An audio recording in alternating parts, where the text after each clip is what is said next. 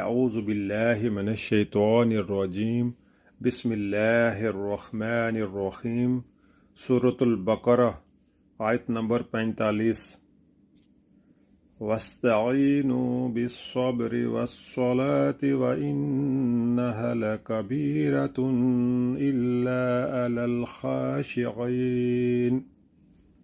ترجمہ: صبر اور نماز سے مدد لو، بے شک نماز ایک سخت مشکل کام ہے۔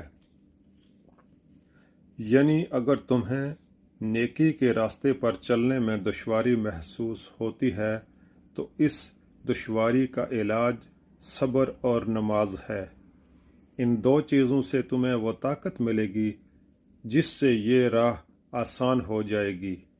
صبر کے لغوی معنی روکنے اور باندھنے کے ہیں، اور اس سے مراد ارادے کی وہ مضبوطی، عزم کی وہ پختگی اور خواہشات نفس کا وہ انضباط ہے جس سے ایک شخص نفسانی ترغیبات اور بیرونی مشکلات کے مقابلے میں اپنے قلب و ضمیر کے پسند کیے ہوئے راستے پر لگاتار بڑھتا چلا جائے۔ ارشاد الہی کا مدعا یہ ہے کہ اس اخلاقی صفت کو اپنے اندر پرورش کرو اور اس کو باہر سے طاقت پہنچانے کے لیے نماز کی پابندی کرو۔